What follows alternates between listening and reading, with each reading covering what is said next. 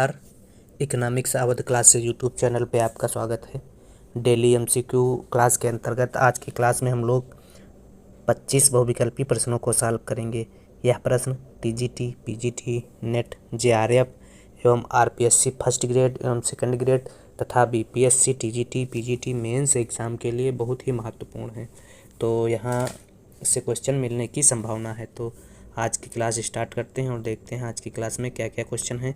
1 number question जो है वह, जब मांग वक्र का ढलान बराबर 0 है तो मांग की लोच होगी। तो मांग वक्र का ढलान जब 0 होता है तो मांग की लोच होती है अनंत। अनंत किस ऑप्शन में है? बी ऑप्शन में है, तो बी सही हो जाएगा। और इसको कहा जाता है पूर्णतः लोचदार मांग वक्र। पूर्णतः लोचदार मांग वक्र की जो मांग लोच है वह कैसी होती है? वह अनंत होती है, या कह सकते हैं एक्स अक्ष के समांतर होती है, जो क्या बताती है कि जब कीमत में थोड़ी सी वृद्धि से मांग घटकर शून्य हो जाती है, अथवा कह सकते हैं किसी एक दी हुई कीमत पर मांग अनंत हो जाती है, तो उसे पूर्णतः लोचदार मांग कहा जाता है। इसी प्रकार से एक होती है पूर्णतः बेलोचदार मांग। तो पूर्णतः बेलोचदार मांग का आरेख जो है वाई अक्ष के समांतर होता है, जो जिसकी मांग लोच क्या होती है? ईडी बराबर होती है 0, जो क्या बताता है कीमत में परिवर्तन होने पर मांग की मात्रा में कोई परिवर्तन नहीं होता है। अर्थात कीमत चाहे बढ़े या घटे, मांग क्या होगी? स्थिर होगी। ये मांग है, डिमांड है, और ये प्राइस है। कीमत बढ़ने या घटने पर मांग में कोई परिवर्तन नहीं होता है। तो इसी वस्तु को क्या कहेंगे? पूर्णतः बेलोचदार मांग वाली वस्तु कहेंगे। इसके अलावा एक मांग के प्रकार में होता है समलोच या इकाई लोच मांग। क्या होती है? जो इकाई लोच मांग आयताकार अतिपरवलय होती है, जो बताती है जब मांग की मात्रा में उसी अनुपात में परिवर्तन होता है जिस अनुपात में कीमत में परिवर्तन होता है, तो उसे सम लोच मांग कहते हैं। जैसे कह सकते हैं किसी वस्तु की कीमत में 20% की वृद्धि हो रही हो, वृद्धि होने पर मांग की मात्रा में 20% की वृद्धि होती है, तो ऐसी मांग लोच को सम मांग लोच कहा जाता है। इसके अलावा एक लोच होती है बेलोचदार मांग। तो बेलोचदार मांग क्या बताती है कि जब किसी वस्तु की कीमत में सापेक्षिक परिवर्तन की अपेक्षा मांग में सापेक्षिक परिवर्तन कम होता है, तो ऐसी मांग को बेलोचदार मांग कहा जाता है। बेलोचदार मांग मूल्य इकाई से कम होती है, मांग मूल्य लोच इकाई से कम होती है। इसी प्रकार से लोचदार मांग किसे कहते हैं? तो लोचदार मांग जब किसी वस्तु की कीमत में सापेक्षिक परिवर्तन की अपेक्षा मांग में सापेक्षिक या अनुपातिक परिवर्तन अधिक होता है, तो उसे लोचदार में अधिक परिवर्तन होता है और बेलोचदार में कम परिवर्तन होता है, सापेक्षिक परिवर्तन। या लोचदार हो जाएगी मांग और यह बेलोचदार हो जाएगी मांग। अब अगला क्वेश्चन क्या है? प्रकट अधिमान सिद्धांत के प्रतिपादक थे Samuelson, Adam Smith, Hicks, Marshall. तो प्रकट अधिमान सिद्धांत के प्रतिपादक सैमुअल्सन थे। क्या है प्रकट अधिमान सिद्धांत?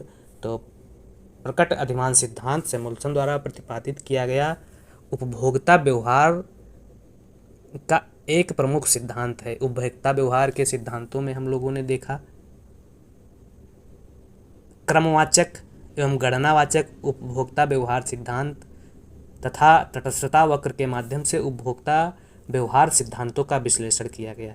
लेकिन सैमुअल्सन द्वारा दिया गया सिद्धांत प्रकटित अधिमान सिद्धांत जो है वह व्याख्या करते समय ना तो अनधिमान वक्र का प्रयोग करता है और ना ही संख्यात्मक उपयोगिता के संख्यात्मक एवं क्रमवाचक माप का प्रयोग करता है। मतलब अनधिमान वक्र एवं उपयोगिता के संख्यात्मक एवं क्रमवाचक माप का बिना प्रयोग किए उपभोक्ता के संतुलन का विश्लेषण किसमें किया जाता है? सैमुअल्सन के प्रकट अधिमान सिद्धांत में। सैमुअल्सन का प्रकट अधिमान सिद्धांत विवेकपूर्ण व्यवहार की मान्यता पर, सकर्मकता की मान्यता पर, उपभोक्ता की रुचि में परिवर्तन या स्थिरता की मान्यता पर, सबल क्रमबद्धता एवं स्थिर व्यवहार की मान्यता पर तथा अवधारणा पर आधारित है।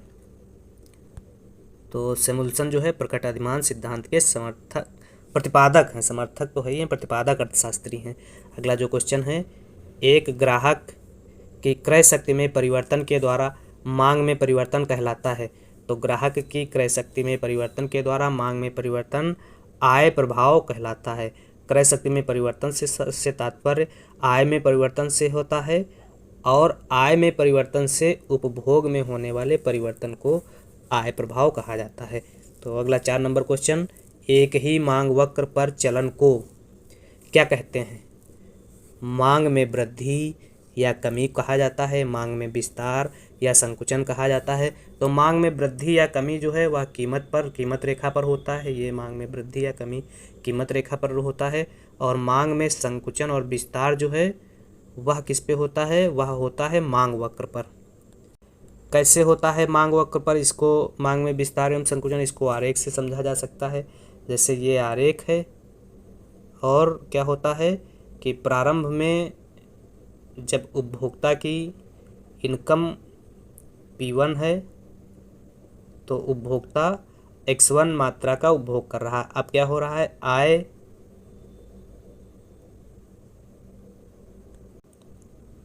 आय या कीमत में कमी हो जा रही है, और यह होके कीमत P2 हो जा रही है। तो उपभोक्ता क्या कर रहा है?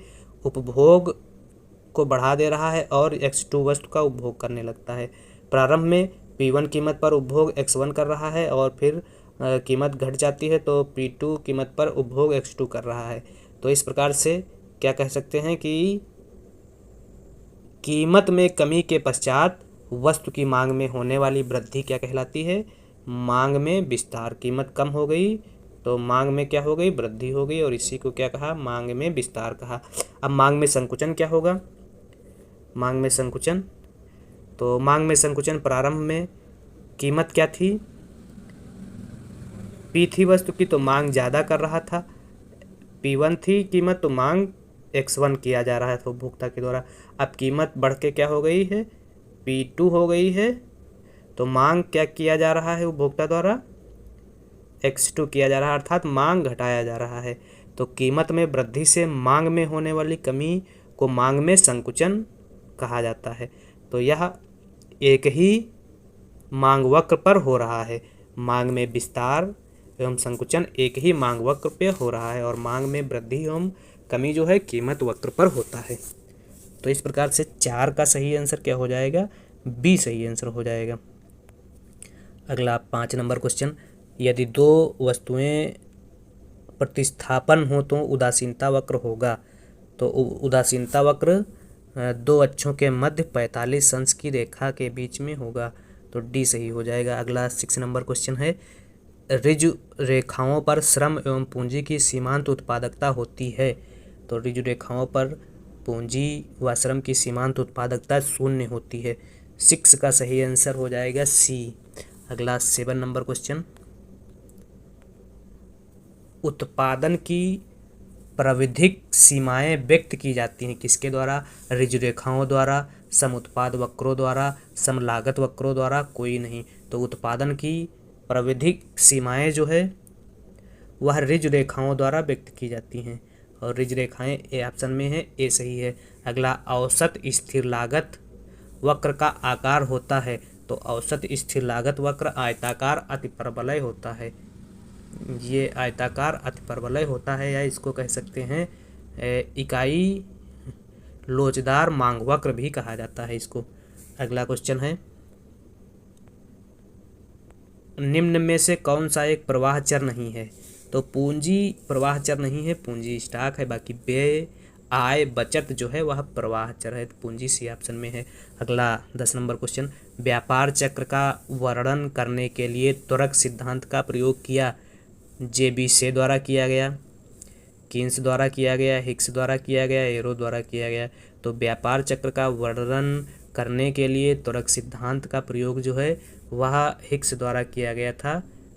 10 सी सही है। 11, कर लगाने का प्रमुख उद्देश्य है सरकार का वित्त पोषण करना, धन के प्रवाह को रोकना, काले धन को कम करना, धन संचय को रोकना। तो सरकार द्वारा कर लगाने का प्रमुख उद्देश्य सरकार का वित्त पोषण करना है, ए सही हो जाएगा।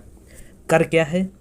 कर एक अनिवार्य अंशदान है जिसका निर्धारण सरकार करती है, और उसके भुगतान से किसी भी प्रकार की संतुष्टि नहीं प्राप्त होती है। कर सरकारी राजस्व का रूप है जिससे सरकार का राजस्व बढ़ता है तथा कर से अर्थव्यवस्था को नियमित किया जाता है।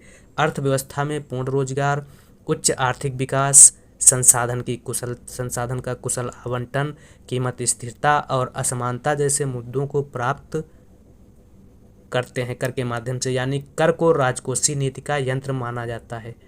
तो इससे क्या होता है, इसके माध्यम से अर्थव्यवस्था को प्रबंधित किया जाता है। कर के माध्यम से अर्थव्यवस्था को प्रबंधित किया जाता है। अगला जो क्वेश्चन है वह है भारत में सेवा कर पहली बार कब लगाया गया। तो भारत में सेवा कर पहली बार 1994-95 के बजट से लगाया गया था। डी ऑप्शन सही है।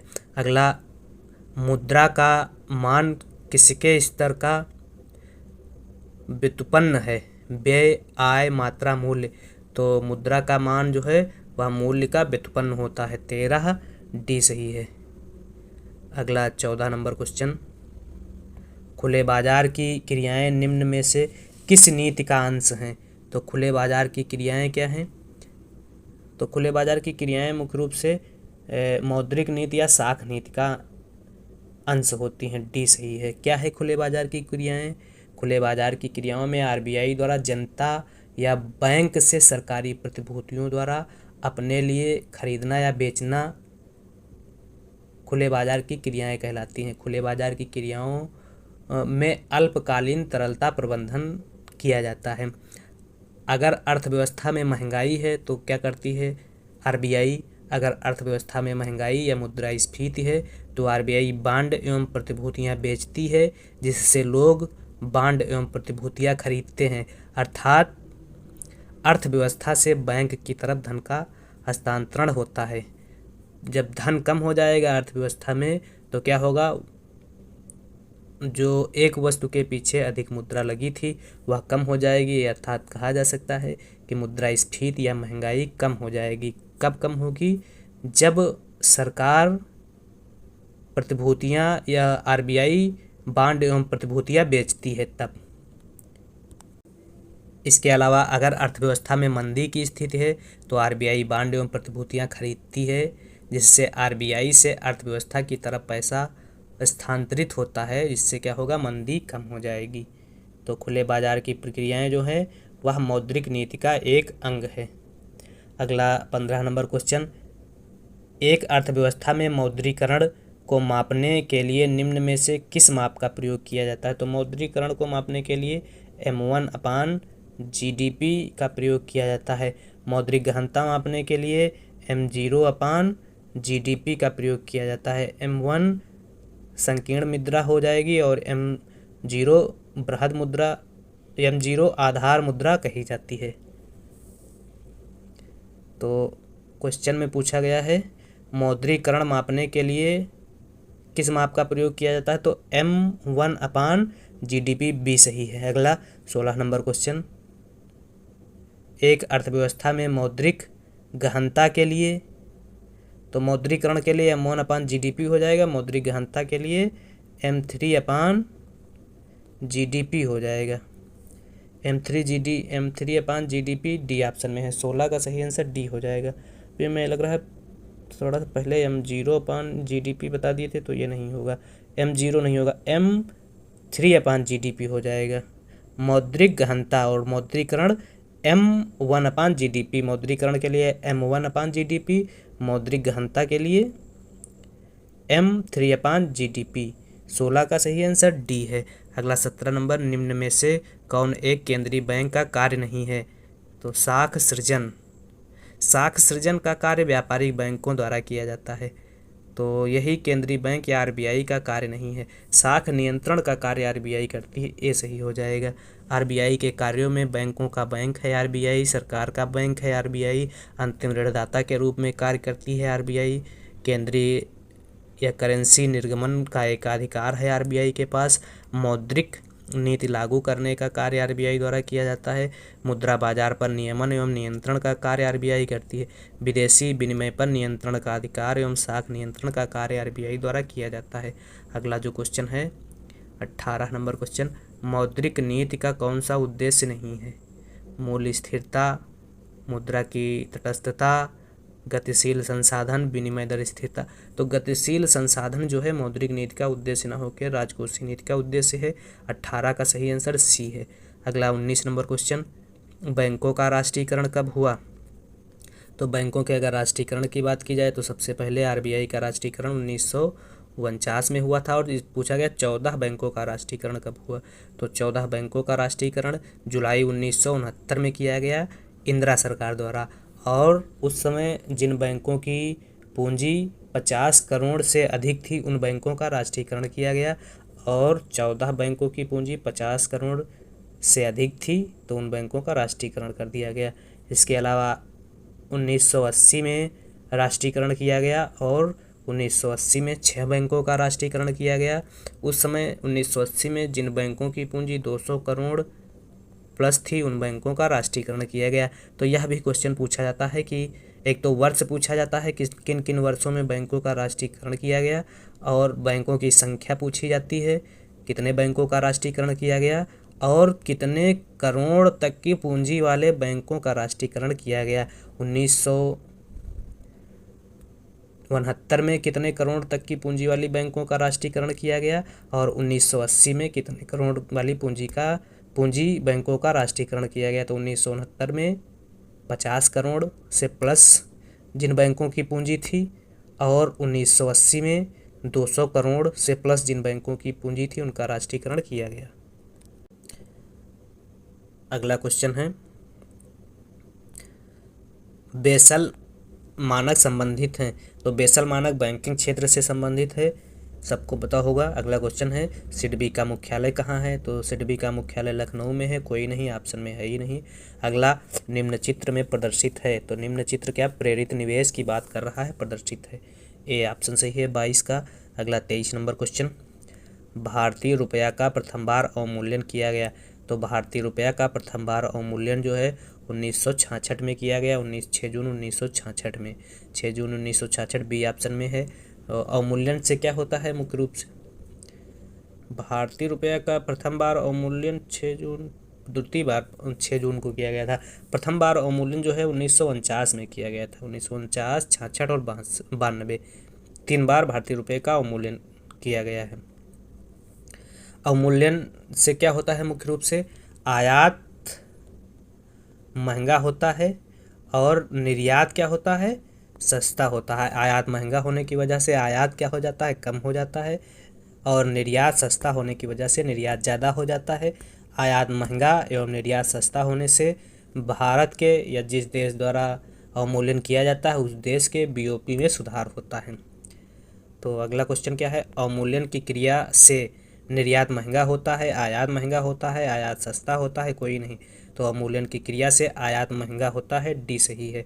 24 का सही आंसर बी, आयात महंगा होता है। अगला 25 नंबर क्वेश्चन, रिजर्व बैंक द्वारा रुपये को चालू खाते में पूर्ण परिवर्तनीय कब घोषित किया गया? तो 19 अगस्त 1994 में रुपये को पूर्ण परिवर्तनीय आरबीआई द्वारा घोषित किया गया था। 25 डी सही है। 26, अदृश्य बेरोजगारी पाई जाती है बैंकिंग क्षेत्र में, सेवा क्षेत्र में, उद्योग क्षेत्र में, कोई नहीं। तो अदृश्य बेरोजगारी कृषि क्षेत्र में पाई जाती है। जिन श्रमिकों की सीमांत उत्पादकता 0 होती है उन श्रमिकों को अदृश्य बेरोजगार, छिपा बेरोजगार या प्रच्छन्न बेरोजगार के अंतर्गत रखा जाता है।